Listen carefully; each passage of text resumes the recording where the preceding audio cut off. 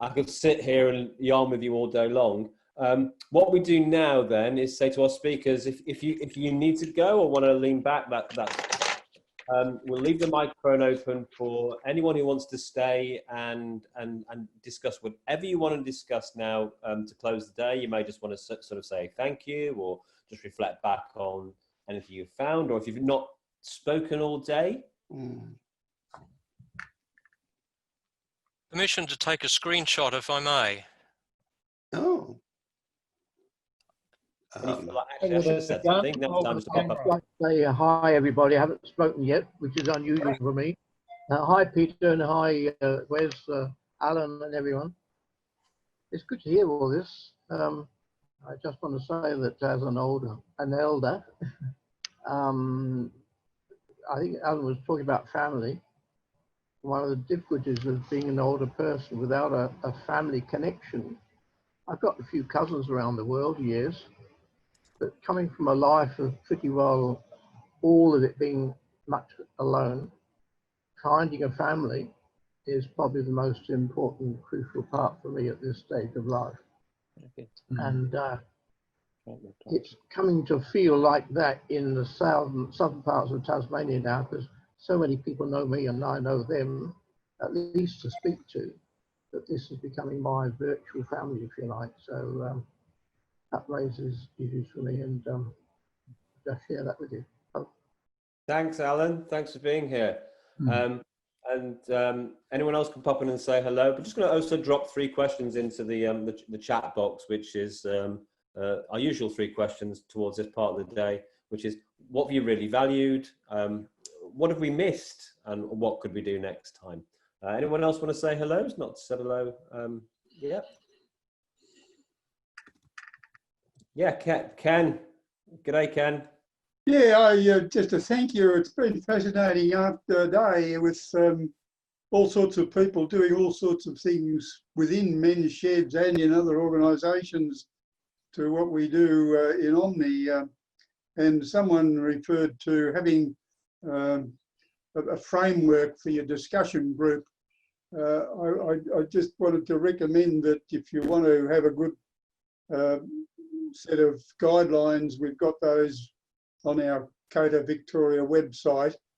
In our go to codavic.org.au, they have a list of all their programs, and if you click on that tab, they'll show you men's discussion groups. They don't call them Omni on the web, they men's discussion groups. Click on that, and you'll see loads and loads of links to everything, every aspect of Omni, particularly the guidelines that we use. And so I just thought that was important. What I've enjoyed the most today is confirmation that that the most important things, I think, in our happiness and well-being are, I've got a set of 4 I'd like to share with you for just a moment. The one that hasn't been mentioned, the ones that have been mentioned are connection, which is so obvious once you know it. And in fact, that was what I was looking for after I'd retired and moved from to Greensborough. I looked around for some sort of connection because I lost a few with, and moved and so on. This is my second marriage, so I've lost a few connections in the previous half of my life. So when this Omni group set up, I was very pleased to join it. And as I said earlier, I haven't had as much fun in as I can remember. But the important thing was that connection is one of my big 4. The other thing is a sense of purpose, and to hear and see all you blokes that have this social purpose, this purpose for looking after older men is fantastic. I was involved setting up an Omni group over in Sunshine, and Lynn Kinder, I think, lived in Melton. I think she had something to do with the Melton men's shed too, by the way. Later on, she had a a little shed at their church in Sunshine. I can't remember the name of it. And that started a men's shed, and they wanted to start an Omni group, and I tried to set that up. That didn't work. And I remember Lynn saying to me one day, because I've never had any volunteering or social work type activity. I'm a student of science, for want of a better word. I've just been a clerical type jobs and so on. But she said she would make a social worker out of me one day. And I think that's what I've become. I never thought of myself as a volunteer, but people told me I was volunteering my efforts. So I've been a volunteer. So those two important things, connection and a sense of purpose. The other thing has been mentioned, sort of doing things for other people. But the one that hasn't been mentioned that much, and I think as a result of my reading of the literature on happiness and well-being, is a positive attitude. Now, you've all shown that in spades, but I think from a mental health viewpoint, there are a lot of people that don't know how to maintain a positive mental attitude. So I just thought I'd chuck that in as my observation of the day's efforts. And I thank you all for your efforts. Thank you. Thanks. Thanks, Ken. Thanks for the comments in the chat box here as well. Some note that here from Jackson at Men's Sheds, Western Australia. Said he's thrilled to see familiar faces. Didn't think anything was missing, and next time would like more of the same. Alan Raby from Tasmania said the ideas he's heard from different types of men groups, he's really enjoyed that. And the Zoom technology and its ease of use. And 3, the stretched out linear timelines, so that I do not miss any session. If it'd been face-to-face in a hotel, I would have missed so much. Will we ever meet? I must say, from a personal perspective, much as I'm looking to getting together face-to-face, I've really enjoyed not having to worry about everyone's dietary requirements like you have to in a hotel event. You want gluten-free? Make it yourself. It's absolutely fine. You can have whatever you like. It's in your own kitchen. Glenn, can I make a comment? Of course you can. One of the things that's happened this week, which hasn't been named, but why it's been so successful, men grow up from an early age to be competitive and to compete and to compare. But my experience is that when men come together, like we've done this week, and it's not about competing with, I've got a better men's group than you, or I've got a better men's ministry than, or where we protect our own resources in case you get my idea. But what has been happening this week is that men have been sharing freely without needing to compete, to compare and protect, and it's been successful. So congratulations for creating that environment. And when we do that, my experience earlier this year with another group of what we've called men's influencers in the men's ministries in the Christian context, good stuff happens. So yeah, when we encourage that atmosphere, great stuff happens, both for men and for society. Thanks, Yeah, Jeff. thanks. I really enjoyed the week, even though it's been quite exhausting. The atmosphere, you're quite right. And we set it up as being, we set it up because of coronavirus. We set it up under the headline, working apart together, which was partly about the technology and social isolation, but also it's about collaboration and cooperation and connection and friendship. And whenever I come to one of our men's health events, whatever the flavor, I just see family. I see family, I see old friends, I make new friends. I see people that I've heard of or known for a long time but never seen before. And I'm just looking around the faces in this room, still here, and I just see, lots of happy. Even Frank mentioning Ian Watto Watson. I met him for 1 minute in a in a urinal at the Men's Health Awards in 2013, and in the space of that 1 minute, he'd actually said, "You're a champion. No bloke ever went backwards without with encouragement. And here's a copy of my book. See you later, mate." And I've got a copy of Ian Watson's book, from that 1 minute interaction. So even that, it's lots of lovely, rich, warm memories I have from all of my involvement in the world of men's health. And I think Alan, not Alan Raby, the other Alan, you had your hand up there. Not you, Alan. You got a thumbs up. Anyone else? Jody, want to say something? Sorry. Pete Walker. No, we've got a head shake. Jane Massa, we haven't heard from you all day. Do you want to say hello? Or can you not? Hey, Anthony Brown just appeared from nowhere. So we've been waiting for you to come and sum the day, Anthony. Over to you. You've got 15 minutes. We're just reflecting on the day, Anthony. For this, I know you've just popped back in, so you've missed that session. Yeah, I missed the last session, unfortunately, but I was sort of popping in and out of the others throughout the day. Go on. We're asking 3 questions. What's been, what have you valued? What's been missing? What should we do next time? Look, I've just valued, and I sort of said this during the part of the day that I was part of, I've really valued just this opportunity to have, how many people have we got? 60 plus people from around Australia, probably more, coming together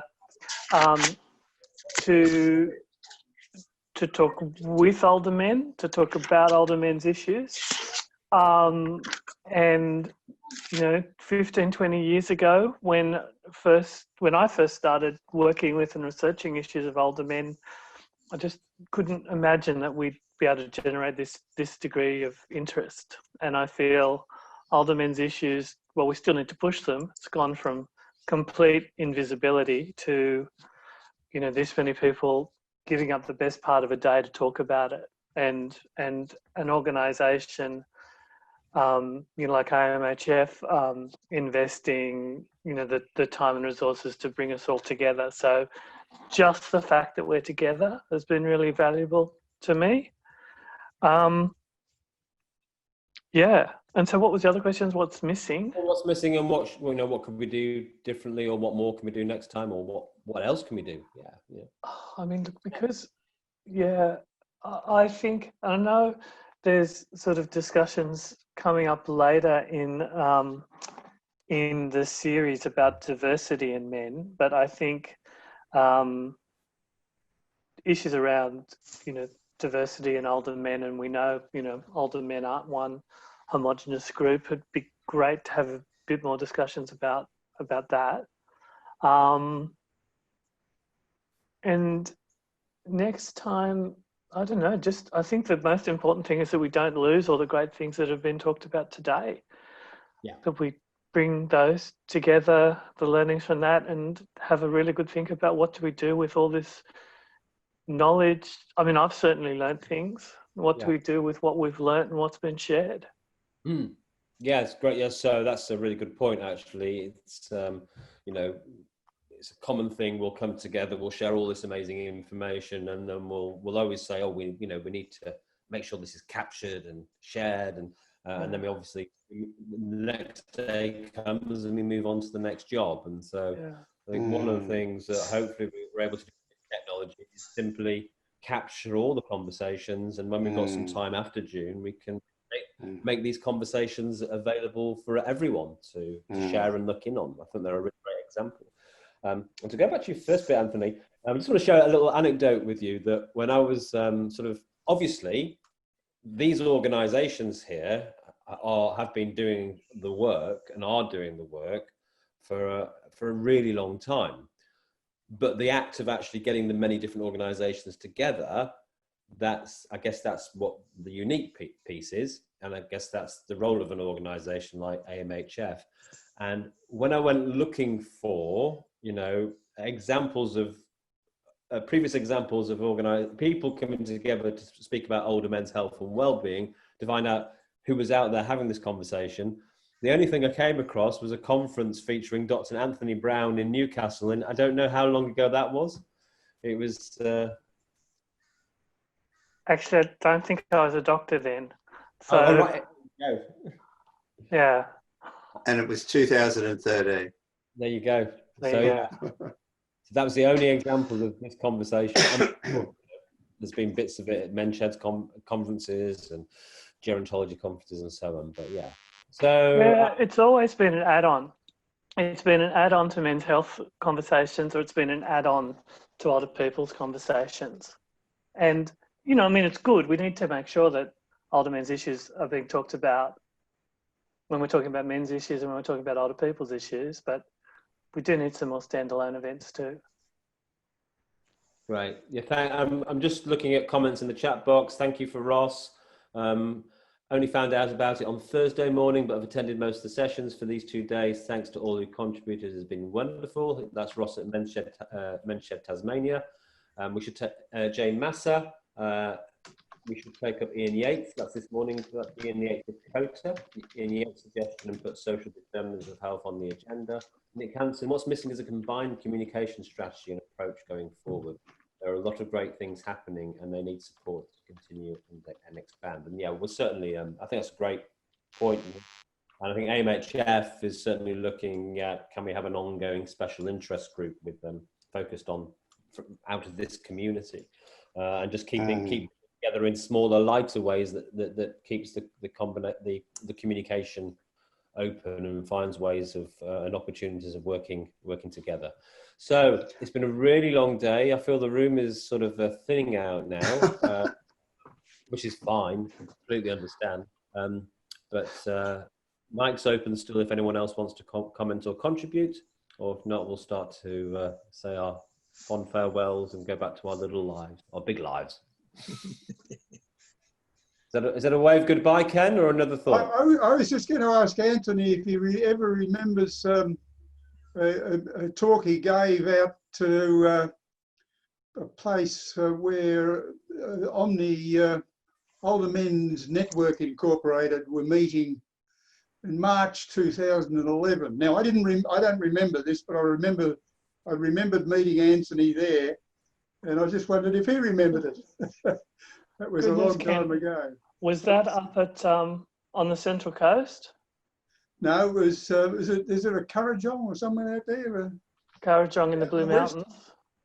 It was going to be the annual meeting of the breakaway group of New South Wales started Omni. Yes. There was a split about cost of insurance or public liability insurance or something.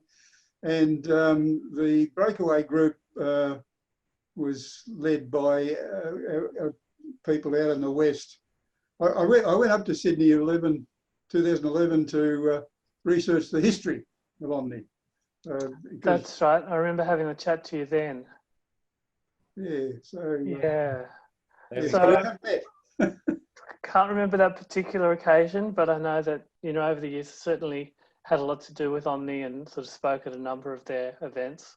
And I've got to say, you might say I spoke at a lot of Omni events, but I actually feel I learnt a lot more from Omni and the way it was put together and the men who are involved in Omni. I felt I learned a lot more from them than I ever actually sort of was able to give back. And John McDonald, is he still? John's very much still around. He's actually, I don't know if he's on the call at the moment. I know he'll be joining in some of the discussions in the Men's Health series. John's just officially retired from the Men's Health Information Resource Centre, but he's now a Professor Emeritus, which is quite a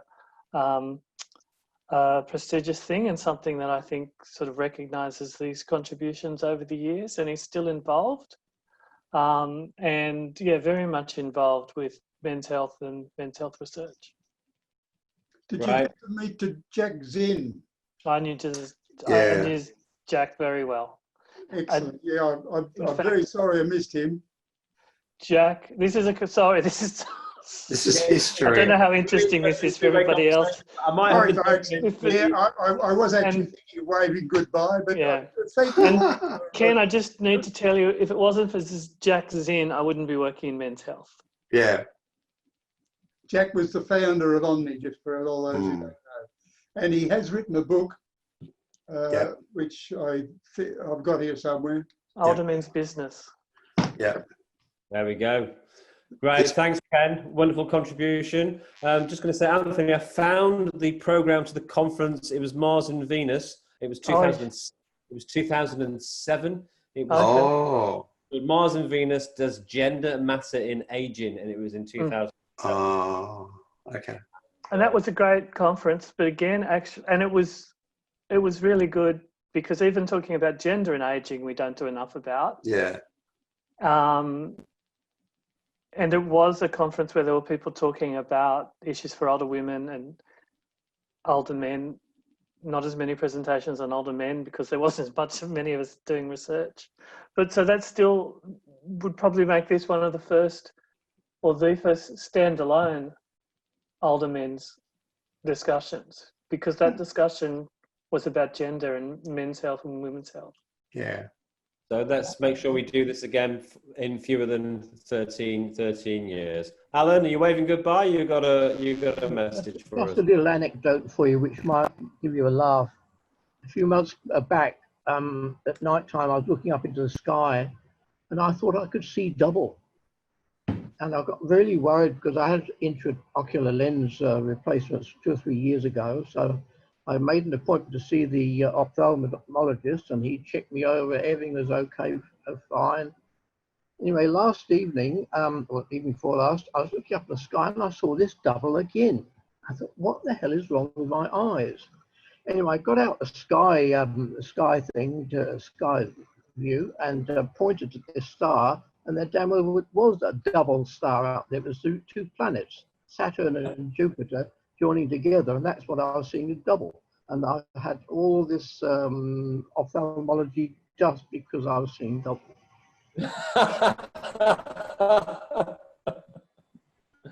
There's a lesson in there somewhere. I'm not entirely sure what it is, but that's a great story. Thank you.